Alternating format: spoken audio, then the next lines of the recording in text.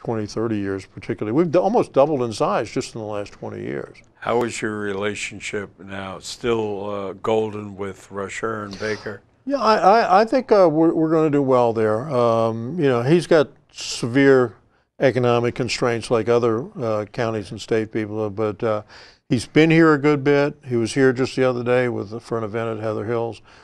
He is very much aware of the city and our interests and our needs, and certainly exudes an interest in partnering with the city on a lot of positive things. So in that regard, I'm optimistic. I'm not terribly optimistic about what the county is going to be able to do on some of the big items for us. You know, we still need another high school. You know, that's a $60, $70 million enterprise, and I don't know where that is. And there's some significant road improvements that have to be done, you know, and working with the county and the state. But those are going to continue to be challenges. But like I say, I think Mr. Baker does encourage a sense of optimism and a sense of, I'm going to try to clear away all the debris, you know, from the generations before us, and we're going to try to set the county on a vision of make I'm a Prince Georgian a boast instead of an apology. What about, Lynn, when you represent the city in the past legislative program? I know we talked about this before, and you said we did pretty well. Does it still look good for us in the future? And what's on tap for us with the state government? Especially when I know that Mayor told us that he's lost a couple of million, 4 million, I guess, in the last 2 years. 2 million a year for the last 2 years. Yes, 2 years. Well, we have a governor who's no stranger to Bowie either. That's true. Who has even tougher economic challenges, and is now saying that the legislature is going to have to buckle down and raise revenues someplace, and either in a special session this fall or next year. And so it's, you know, there's no, the end of the tunnel is not even close in terms of getting out of this economic mess that the federal government and the state government, but not the city government, find themselves in. Yeah, I looked at some numbers from the state, and you know, it is not an optimistic view up through FY16 and 17. There's going to be some serious structural things that the state has to deal with, and unfortunately, that just ripples down. But you know, I think I heard the governor recently saying thinks he's the first governor in the history of Maryland that's had 5 consecutive budgets that were smaller than the one the year before. And he's actually come up online and talked about the increasing revenues some way. You know, you usually say, hey, people respond to that, and that's probably our taxes may take a move up. And you know, it's bad when the governor, even though he's really a lame duck, because he's term limited out, when he says that we need to regain some revenue from somewhere. And they had just done that in 2007, 4 years ago, and so they're going to have to go back to the well and do it again in the least painful way, which every possibility has its problems. So. Okay. Yeah, well, the challenge, if you recall the last time they tried it, you know, people floated different kinds of tax increases and fee increases. And the problem is every one of them has a constituency. And when those constituencies started making noises, the legislature was zigging and zagging, and that's the challenge. I mean, at some point, I still think that there are areas of the state government that can be consolidated and some costs can be contained. But you know, at some point in time, if you want to put the state on a positive fiscal trajectory for the next 20 years, you're going to have to do a combination of things in terms of, you know, I hate to be the one sitting here and saying the state may very well have to raise taxes or raise some revenue, in addition to cutting some costs and doing some agency consolidations, and that's going to be the tough sell, because the feds are going to end up doing some major changes. I think what the feds are going to do is start making some significant changes in the tax law, which will generate revenue without specifically raising tax rates. It depends on where that goes.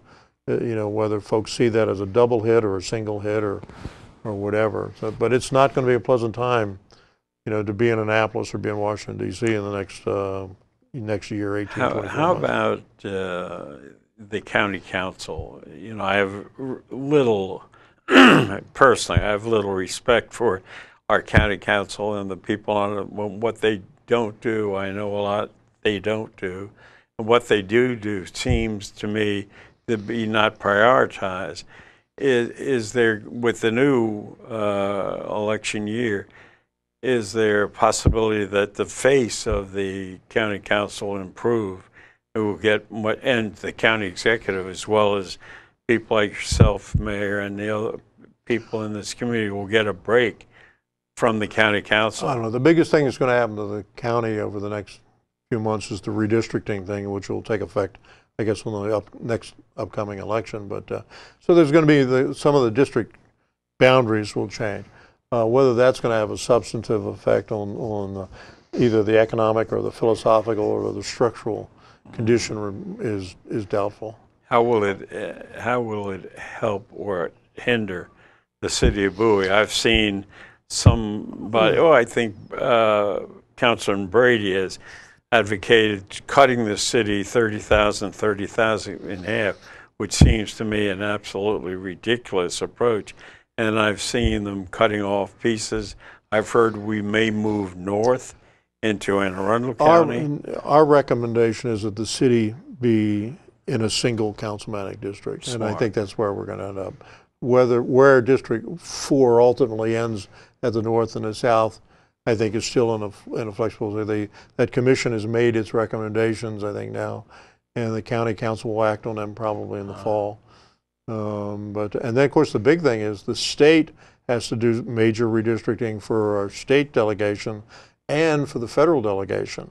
And that's going to be the interesting thing to see where the congressional districts end up, because people forget it's the state that realigns the congressional delegations. What do you think, Len? Do you have any info on the way that thing is breaking down? It used to be there was this one room in Annapolis where this one person with one computer came up with all these maps. Yes. Now you can get the app on your phone and come up with redistricting maps. So there's a lot more input and a lot more information out there than ever before. And so there's a lot more scrutiny about what's going on, which is all good. Sure. That being said, there seems to be, at least in the county, two schools of thought in terms of congressional and state legislative districts. One is to let's continue these cross-county districts like we have to make sure we have the greatest number of representatives. The other school of thought is let's keep it all in the county to maximize minority representation. Even though it would be less representation, it would maximize minority representation. So I went to the redistricting hearing several weeks ago. There were a couple hundred people there, and those are the two. Both there's rationale for both, but those are the two types of opinions, both for congressional and state legislative. Well, that kind of thing, if you go, it's strictly in the county, you would eliminate some people like Mike Miller, the president of the Senate, and I guess Steny would be in the mix because he has a piece of Prince George's County, and then it would probably put Doug Peters, the Senate seat. Well, I think that we have 7 Senate seats, right? Yeah. I think the argument is that each one of the senators would have a boundary that would be contained in the total boundaries of Prince George's, as opposed to like up in College Park there, you have a Senate that flops over into Anne Arundel. Sure. And there's some other. There was some suggestion early on that it was possible that 23, our district, could move east and overlap into Montgomery County. The challenge is there's a numerical base that not only the state enforces, but the courts will enforce, that says that there has to be a proportional representation among each district, and they have to be, consistent. You can't have one that's got 150,000 and one has 60,000. They're all supposed to end up around in the low 90,000 range. But the one argument is that if all 7 Senate seats, for example, are exclusively in Prince George's, that enhances potential minority representation at Annapolis. If they go beyond that, that might increase the county's influence at the state level. So there are two valuable, two equally compelling arguments, if you will, on which direction it should go. And I tell you, I don't know, I can't tell you right today where it's going to end up. Prince George's County now has 8 senators representing them because Mike Miller, although no longer a resident of Prince George's County, represents a piece of it. Yeah. So of those 8 senators, only 3 are African American. And in a county that's 64% African American, that's not sustainable the way it is. And so that presents the problem. Mm. So you could easily see someone like Mike Miller and his district moving south. But when you go south, where, you know, I always remember when Steny first ran for Congress, that he was from Prince George's County initially. When he moved down to St. Mary's and he ran for Congress, the first time out of the box, he tied it in a run, lost St. Mary's, Calvert, and Charles County, and won here in Prince George's with 28%. And that's what elected him to Congress. Yeah. Now, of course, his base is much stronger as you go south, but he still cuts into Bowie. He has us, for example. The interesting thing is going to be is when the officials sit there and they line up with the 8 congressional districts. Some of them are going to stretch like this all the way over to Eastern Shore. You know, you got like the first district that goes from northern Baltimore County over into the Eastern Shore. You know, and then you got District 4 that runs around the district line, parts in Prince George's, parts in Montgomery County. And you got, District 1 over there where Van Hollen is. It's part is in Montgomery County, and there's a little piece in Prince George's County. So there's going to be some line shifting there, and then that'll affect, you know, the state legislative body as well. The other thing that's unsaid so far is whether or not in delegations like 23, where we have an A and a B, we have 2 delegates in A and 1 in B.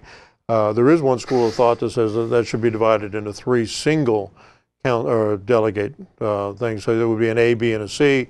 Because, you know, it doesn't really make a lot of logical sense to have A having 2 delegates and B having 1. So maybe they'll divide it into 3, or abolish that line altogether and just have 3 delegates in 23. The way they always had before, which I think was the logical way to have it. And of course, I also think that the possibility of our Senate seat, if the Prince George's County boundaries are not really sacrosanct, you'd jump over to run in Anne Arundel County, and Senator Riley is over there, so you would have an incumbent senator who happens to be a Republican, I believe, and you would give competition to two incumbents that could end up.